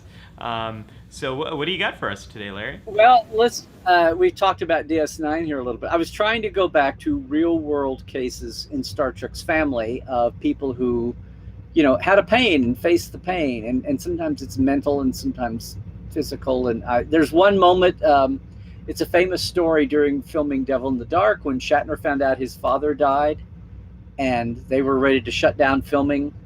They were racing to get through. I think they were in the cave with the Horta, all those scenes, and they were racing to get through. And he knew that if he shut down the film, it was also first season, and they were really behind the gun on being on time and getting shows filmed on time, and it was the middle of the season, and he knew all the stress of that. He knew, he didn't want to put Bob Justman in the hospital, much less Gene, but with a heart attack. But he got word that his father died, and they all expected to shut down filming and let him fly home for it, back in Canada. And he said, no. And so he insisted on finishing the day's filming. And I don't know, it may have been a Friday or whatever, but he insisted on working the rest of the day. And you watch that show now, and you can track the scenes they filmed that day. And, as a good actor, you hopefully don't see anything, marring the performance. Anyway, that's a story that's been out there for years and years. And I was trying to think of other things with actors or creatives and all that. But one that I didn't even know of at the time, it didn't register. So you can throw one of those up there. I sent you a couple. So like fourth season, I think fourth season. Do you have that group shot on the K3? Yes, I am pulling it up. We went to a new software, guys. Can you? Or we rearranged our apps. Oh my gosh! Look how small it showed up. Hold on, let me make that. Don't hit the infinity window. I know. There it is. So this was back when can you make it any bigger? Yeah, I can. Let me make it as big as I can. Okay. Block. I don't care. Block me. There we go. Yes, you need to. In fact, make it even bigger. I guess that's so. This looks so bland. This is actually Renee Echevarria and Robert Wolf and the PA at the time. I'm sorry, I forgot his name. There were so many. And then Ira, we went on a set tour. It was no big deal. They did it for me because I was doing a day in the life of DS9 story. And we went over to the set that was being built actually for To the Death, which was the Renegade Jim Hadar and all that. And went over, and I realized for 2 or 3 years, this dawned on me, and I didn't even think about it. But if you look there, and you've seen him since with the DS9 documentary, he's been out in public, but if you look there, Ira has a cane, and it's got a gold top, and it's very I said say ceremonial. It's very decorative, right? And you can show the other one. The other one is a shot from the final season. It's actually yep, bringing it up now. Ira, yeah. If you wonder where all the Alamo references in DS9 between O'Brien and Bashir, Ira's a big fan of the mystique of the Alamo and all this, and he has a gang of guys, and they make a pilgrimage to the Alamo every so many years. And they had set up an Alamo model in his office just the way that O'Brien and Bashir supposedly had. But the point is, this is like 2 years later, or 3 years later, and he's still got the cane there, you see. And I didn't even think about it because I'd seen him walking around with it. But he'd had, and I forget the exact description now, but I didn't know until just a few years later, or a few years ago, he mentioned it to me somewhere, but he had a really debilitating muscular disease that really gave him a lot of pain in one of his legs. And he had that cane. And, he was in the prime of life here running a show. For at least 2 or 3 years, he was using that cane to get around. Now, what the good news is, the condition that he had, he's between therapy and some surgery or medication, whatever. He doesn't feel it. You see him in public now, he's not using the cane. But it just goes to, he's, at the top of his game with DS9, which is probably his biggest achievement creatively, at least so far. And anyway, I was trying to think of a story that people may not have heard much of, but would have been more powerful if I had more details, except the fact that go back to, if you happen to see pictures of Ira from that time with his little gold top cane there, or if you saw him in public and maybe it didn't even dawn on you because it wasn't completely debilitating, but it's still something when you're carrying around a physical. But we all do that. We all been doing it this year. People have been talking in the chat. Anyway, Larry, I'm glad you brought up this example. Yeah, I'm glad you brought up this example because that's something I didn't know about Ira. I've never met him. I knew you would. I never met him, but I obviously am a huge fan of his work, and especially this year. But this is true always. Rose mentioned how subjective pain is. Pain is also invisible often. We don't know what pain people are carrying. We don't know what is easy or difficult for other people. Not all struggles are visible. Not all disabilities are visible. I've spent my career working with people who you would never know. You would never know they struggle with anxiety, they have a learning disability, what type of difficult experiences they've gone through, how everyday situations might be so incredibly hard for them. So we forget that Jordy is dealing with pain every second the visor causes him a little bit of pain to use. Right. Yeah. It actually, I don't know why, but that reminds me of Wolverine. And every time someone asks Wolverine, does it hurt when his claws come out? And he says every time, We have no idea what people are carrying. And so I hope one big thing we can all take with us out of this year, it's November, we're getting close to 2021. I hope one thing we can take, Larry, is a little bit more compassion. What? I know. It still feels like March. It's March 213th. What do you mean? I hope we can all be a bit more compassionate towards ourselves, and a little bit more compassionate towards other people, because everyone is struggling, folks. I think our survival depends on it. We may have enforced empathy. Empathize or die. I mean, I don't know. Yeah. Yeah.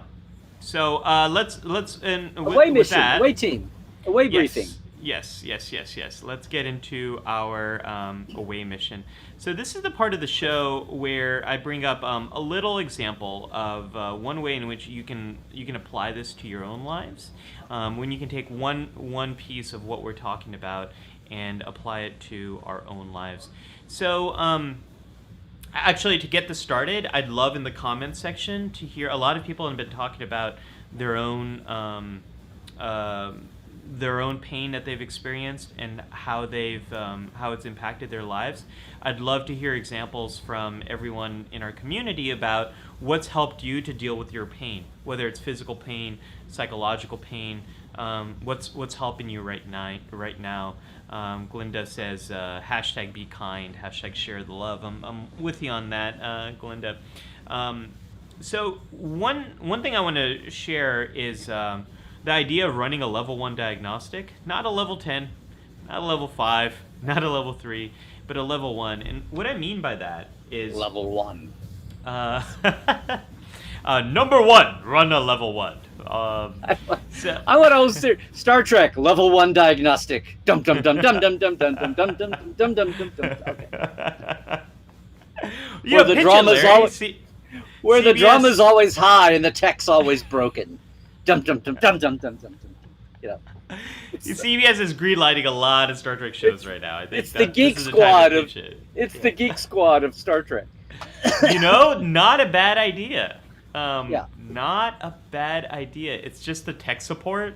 It's just like, keep them flying, hello, boys. Okay. How can I help you? I don't know. No, they'd be using a communicator, right? How can I help you? Yeah. Oh, bioneural gel packs again.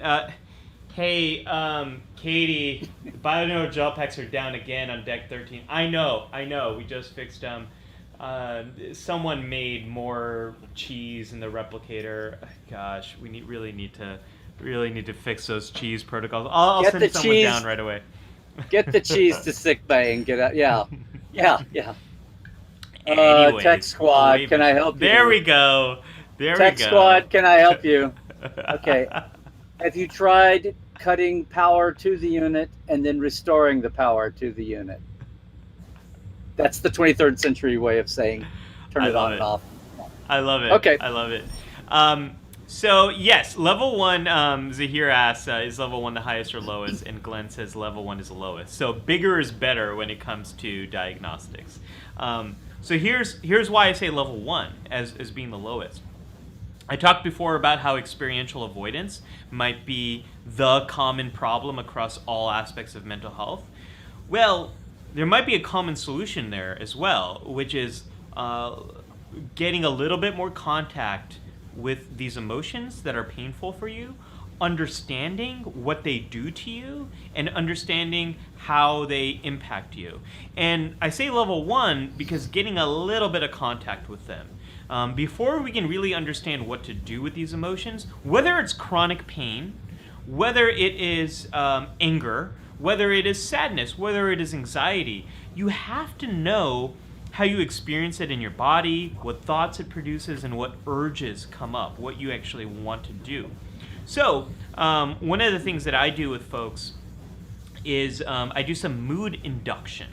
What that means is listening to music, watching a video, being in a situation that just brings up a little bit of those emotions. So if someone struggles with sadness, we might listen to some sad songs and just become a little bit more familiar about actually what does it feel like inside you when you hear the sad song. Or if someone struggles with anger, we might watch something that might make them just a little angry.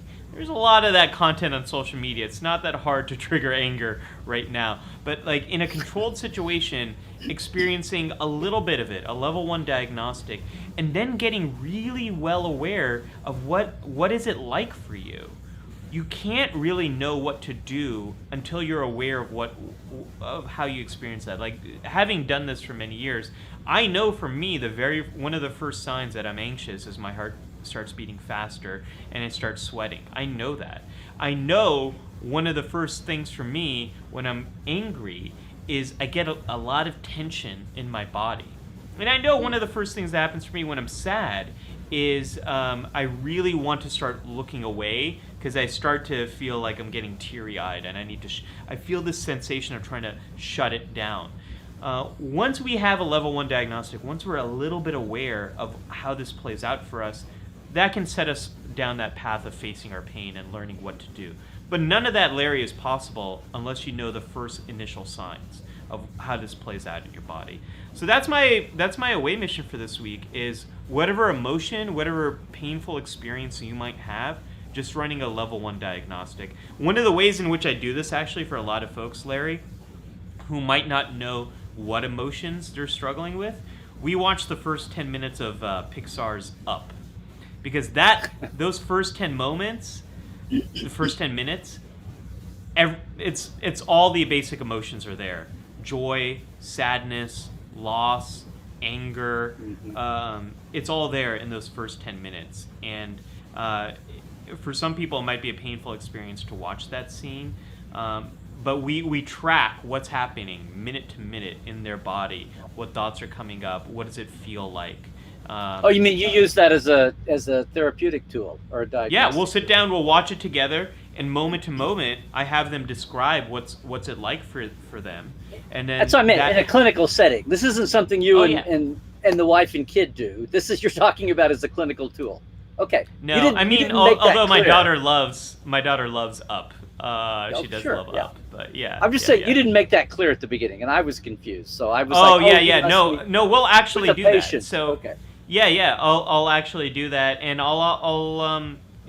we'll listen to sad songs. We'll listen to stuff that makes them upset, and just better understand, hey, what's going on here for you? Not like if someone is struggling with the loss of a relationship.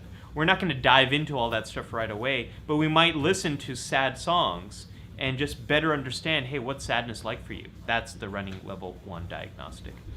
And with that, let's open up the hailing frequencies just for a little bit as we come to the end of the show. This is when we just kind of dive into the comments a little bit with all of you. Lots of comments happening here today. Hey, I want to do a shout out, and I've been trying to keep up with this too, also, because you kind of did the heavy lifting on this show. I feel like, but this one today especially. But I want to say a shout out to Homeless McCoy, Christina Z, who I think is a new coming in from YouTube. Thanks for being here. It looks like a new one in our community, but also way early. Or halfway through, a little more than halfway through, had said it would have been back on our Tuvix, the eternal Tuvix question. She said it would have been an interesting concept if they'd found a way to separate the Tuvix pattern and have the original patterns, right? Like pull out the separate one and go back to a memory. And then Tuvix works with Tuvok and Neelix to understand each other. Anyway, I love that. I love that idea. And I mean, that's the other problem with all these transporter episodes. There's an early TNG episode where Picard, they kind of reboot him to the earlier pattern that they had. And if they have that, most of these transporter episodes can be just solved. It's so. But Homeless McCoy also had a great joke here about our Star Trek tech support. Have you tried rebooting your warp core? I love that. I love that idea. Oh my gosh. Zahira was headed out to the National Mall. Zahira, I hope you enjoy the jubilation as well as stay safe out there. Oh, in DC, as in DC, as in between the DC, Washington Monument. Yeah. Okay. Yeah. Oh my gosh, lots of great comments over here. But we're at noon. Can we? I want to finish going through these. We got a little bit of a late start, but I want to let everybody know what's going on the rest of the day today. Oh, there's a lot happening here. Yeah, Larry, tell us. Yeah. In fact, it's happening right now. If you want to throw that one up, I just wanted to remind everybody that if you are wanting to celebrate or feel good, and if you're not in a jump out and go cheer somewhere, but you want to live some more Star Trek hope right now, our friends at Science Division, Clay and Jay, who have the animated tribbles that work on a chip. Sorry, I didn't pick. This is on my blog, but there's a virtual event that's free called Vendors Hall. Get it? HAUL. It's all licensed Star Trek manufacturers and some of them are kind of like small mom and pop companies. Anyway, they're having an all-day dealer's room called the Dealer of Vendor Hall, HAUL.com. But there's also panels going on too, and I'm going to have a small booth here in half an hour, for an hour and a half, and then in an hour, wherever you are, in a half hour. And the link is on their page at vendorhall.com. And then at 5, I've got a panel where I'm going to take my magazine column, Fistful of Data, which is retconning and canon smoothing and background diving. I'm going to do it live, and we'll see how it goes with folks. But if you want to come back around at 5 Pacific, 8 Eastern, that's in like 5 hours. So come in and join me there. And the links to both of those are on the page, since we're trying to guard against, Zoom bombing or photo bombing. But anyway, that's something you might do.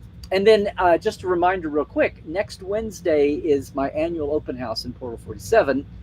Our guest is, there you go, boy, it's tiny, David Carson, who, speaking of Generations, was the director for Generations, as well as the DS9 pilot with the painful scenes of Cisco and his wife. Anyway, so David Carson and Yesterday's Enterprise. And Yesterday's Enterprise, yeah. Yes, and 8 more.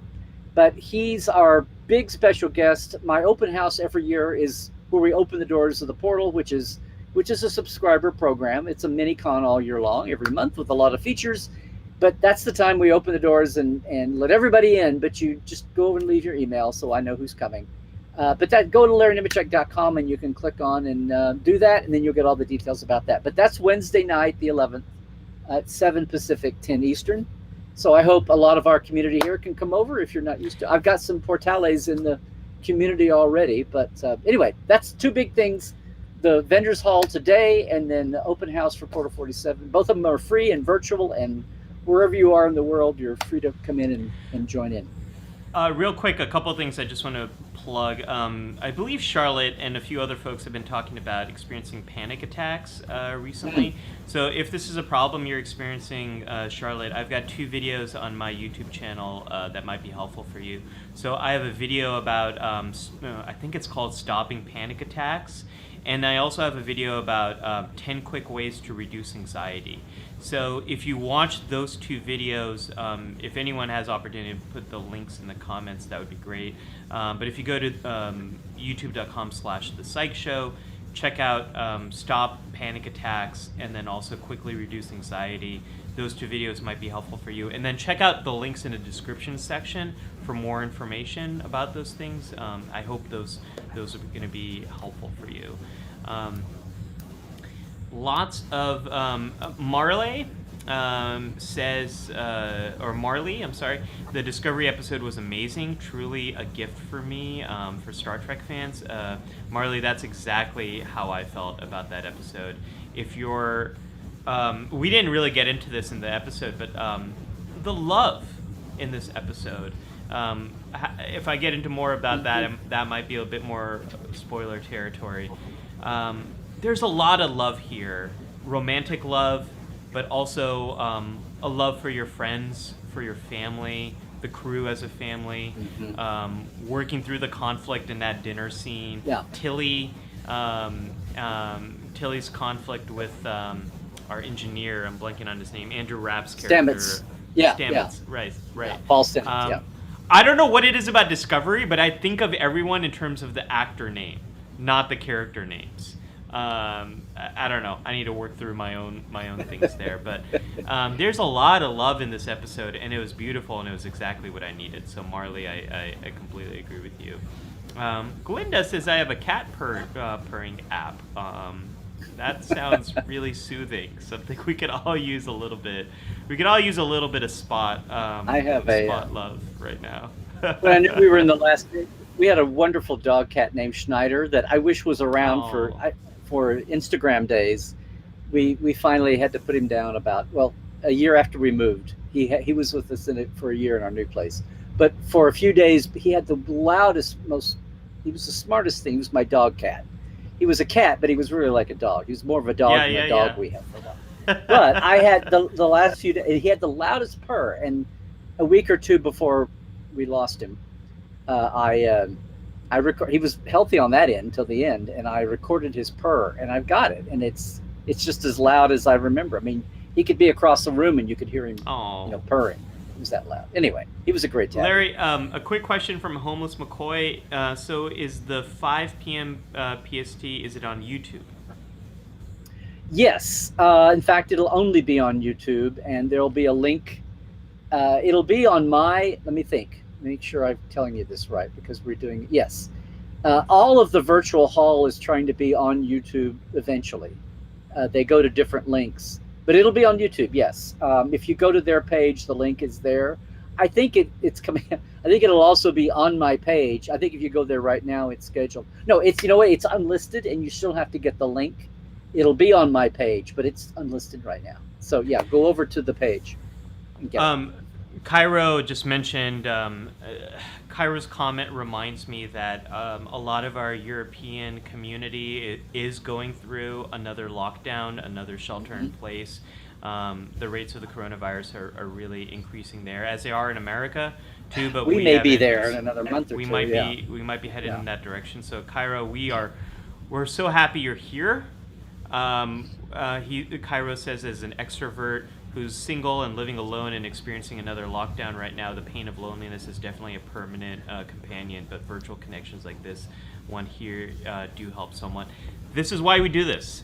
This is why we're here, Cairo. Something Larry said in the very beginning is we're doing this for the duration. We never thought we'd be on episode 31. We didn't think this duration would be like this. But this is why we keep doing the shows: the connection, the community, the support, the love. Hey, we're all experiencing a painful time. We're experiencing it differently. Let's experience it together. Let's support each other. Let's celebrate something we love, and let's use that thing to help us boldly go. So, Cairo, we're glad you're here, and we're here with you. Yeah, and glad everybody's here. There's a lot of our newer folks have been talking today and sharing a lot, and I feel bad that I haven't got to everything, so I'm seeing it all here, so it's good. The whole thing about community, can I just say this too? Structurally, when I started Portal 47 5 years ago, I'd heard just internet talk and groups and all that, and we have a community. It just all seemed like marketing blather. One of those salesy words that people say when they're promoting a site or a website or whatever. But it was, and my whole thing was about like serving and what can I do and what's uniquely me to get it out there, and if I'm going to be charging money for it, whatever.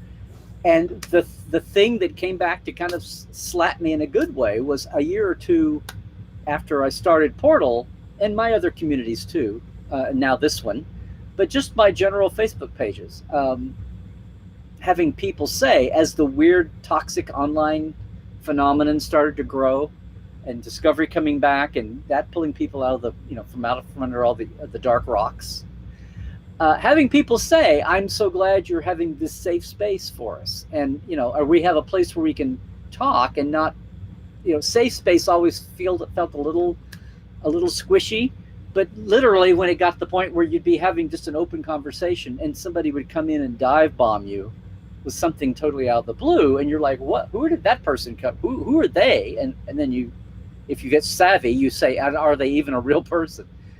But that's that whole phenomenon of community and all that has only been something, I guess, in the duration, but the duration of the last 3 or 4 years.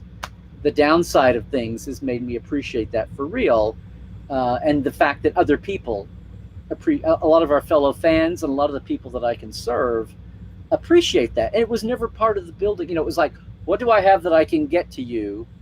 It's like, what can I help provide for you? And that was never on the list. It was like it's more your realm. That's what the kind of thing you would think of. But it's like all of these opportunities, wherever they are on the spectrum, are ways that we all can stay sane. And if nothing else, between our medical health and our political health and our economic health, it's done nothing but get more important the last few years. So for all the downside that social media rightfully takes a hit over as being this new crazy technology that's like kind of like I've said it before, like the A bomb of our age. It's like we didn't realize the ripple effects. There's been a lot of upside, and I appreciate that. And it still is new to me to hear people talk that way. I need to keep hearing that over. I need to keep hearing that over and over again. That yay, we have this connection, and yay, we have this group, and yay, we have this umbrella we can all get under during this storm. Yeah, and Jared jokes around about the Life Support Live retreat, but I really hope we can have that on the other side of all of this. It's something... Yeah, yes. Charlotte says, thank you, Larry and Ollie, for making the space for us, and I look forward to Saturday mornings all week, as do I. And I look forward to talking about this stuff with you all. You know, I didn't really have as many spaces to talk about Star Trek with on a regular basis, and now I do with all of you, and I look forward to hopefully us meeting each other in person on the other side of all of this. Yeah. Phil says, Ollie, I think Cairo is pronounced in step with Kai Win versus Cairo, Egypt. Kai, let me know. Let me know. I want to make sure. Aren't you saying Kai either? Well, you know, I don't want to out him. It's actually a corruption of his names transposed, or whatever you'd call that. But aren't you saying Kai either way? Kai Win. Let me know, Kai. Let me know, because I really want to make sure I get that right. Someone's name and alias is one of the most beautiful sounds to them, and I want to make sure I'm getting that right. As someone who has my name messed up all the time, I understand. It's not Cairo syrup. It's not like that kind of thing. So. Yeah. No, there's no connection to Bajor, but it fits well. Okay, so say it like the city of Cairo. That's fine. Okay, Cairo. Sounds good. I'm glad we're all here supporting each other and making sure we're all feeling good. That's a big part of this. Alrighty, Larry. Hey, we have no idea what we're going to be talking about next week, because we have no idea what next week's episode of Discovery is going to be about. But it's the blessing of fresh Trek. That's right. And if you want to stay in touch with us between episodes, please check out our Facebook group page at Life Support Live. If you search for that in Facebook, you'll find our group. That's where we hang out in between the weeks. And Larry, as I start to play the sad music, as it is called at the end of the show, how can people find more? I can hear it. Week? You can hear it? I can hear it. Yes. Oh, the new soccer update. I can see. Awesome. Oh, that's awesome. I always felt like Michael Collins. I was the only guy who couldn't see the moonwalk. So where can people find you? Where can people find you this week? Well, Dr. Trek. LarryNemecek.com is all these events I was talking about and everything else. LarryNemecek.com is the place. At Larry Nemecek on Twitter and YouTube, and at Larry Nemecek's Trekland on Facebook and Instagram. I cut it off early. See, I can hear the music. I can type. This is awesome. He shut up already. I can't believe it. I cut you. I'm so glad you can hear it. Folks, I did not get my video out that I wanted to this week because, again, our nation was in a state of complete stress. But my next video on my YouTube channel is my biggest epic fails as a psychologist. I have 7 stories. We'll see how many make it up to the final cut. I'm going to have that out sometime this week. And that's amazing. You got it down to 7. I got there's a long list. There's a very long list. That'll be up this week, and I'd love to stay in contact. I'm at Ollie Mattu on Instagram, on Twitter. And of course, I'll be hanging out around our Facebook page. Please, folks, check out Trekland. A lot of great stuff happening. If you like K3, you're gonna love everything else Larry's up to. And we're just so happy we're all here, and we're all here together. Wow, Larry. I just learned that Cairo didn't take his 47 from Trek. It's a thing from Austrian transposed from German to English, but yay. Okay. Awesome, folks.